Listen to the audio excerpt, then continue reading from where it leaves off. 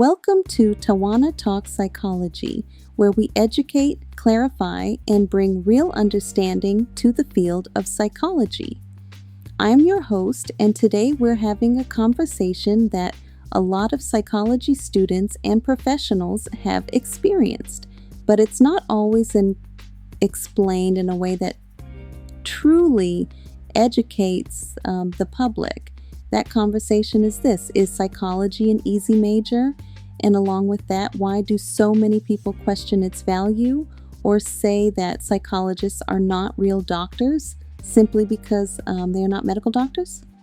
Today, we're going to break that down with clarity and facts. Let's start with the idea that psychology is easy. Psychology is often misunderstood because people think it's just about talking or giving advice. From the outside, it may look simple, but what people don't see is the depth of knowledge behind understanding human behavior. Psychology involves research methods, statistical analysis, behavioral science, cognitive processes, and understanding how biological, social, and environmental factors all interact. This is not surface-level learning. It requires critical thinking and application. For example, in healthcare, when a patient is not following their treatment plan, it may appear as noncompliance, but psychology teaches us to look deeper. That behavior may be influenced by fear, stress, trauma, or lack of understanding. A psychology-trained professional evaluates those behavioral patterns and helps create strategies to improve outcomes. That is applied science, not guesswork. Now let's address one of the biggest misconceptions: the idea that psychologists are not real doctors because they are not medical doctors. This is where education is very important. The term doctor is not limited to medicine. It is an academic title that represents the highest level of education in a specific field. A medical doctor, or MD, is trained in medicine. They diagnose and treat physical conditions, prescribe medications, and complete medical residency training. A doctor of psychology is trained in human behavior, cognition, and psychological systems. Their expertise is in understanding behavior, mental processes, and how individuals function within systems. These are different areas of specialization, but both are doctoral level professions. Now let's go a step further and talk about what it actually takes to become each. To become a medical doctor, individuals typically complete a bachelor's degree followed by 4 years of medical school. After that, they must complete a residency program, which can range anywhere from 3 to 7 additional years, depending on their specialty. Many also pursue fellowships for further specialization. In total, becoming a medical doctor can take anywhere from 11 to 15 years of education and training. To become a doctor of psychology, individuals also begin with a bachelor's degree, followed by a doctoral program such as a PsyD or PhD, which typically takes 4 to 7 years.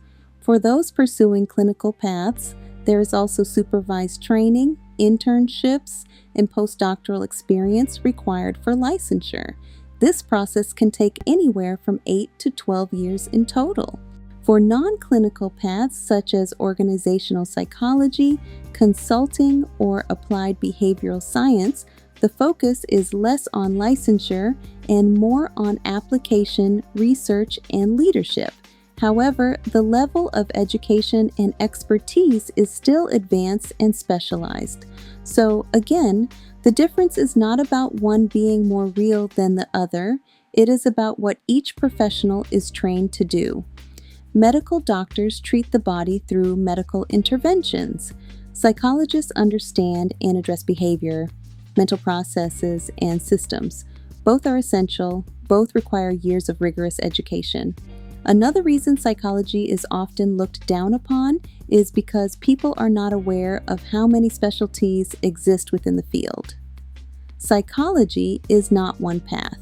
It includes health psychology, industrial and organizational psychology, forensic psychology, sports psychology, consulting psychology, environmental psychology, and engineering psychology, also known as human factors. There are also areas such as neuropsychology, developmental psychology, and social psychology.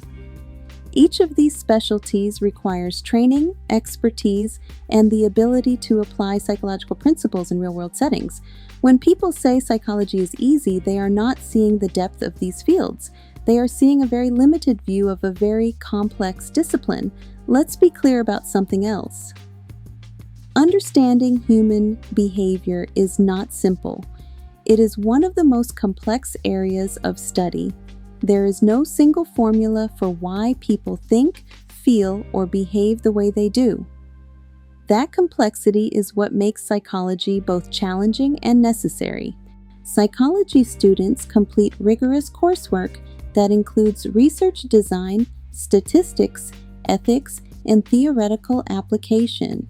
This requires discipline, focus, and critical thinking. As we close today's episode, I want to leave you with this perspective. Psychology is not an easy major, and it is not a lesser degree. It is a foundational discipline that impacts healthcare, organizations, leadership, and everyday life. And psychologists are real doctors within their field of expertise.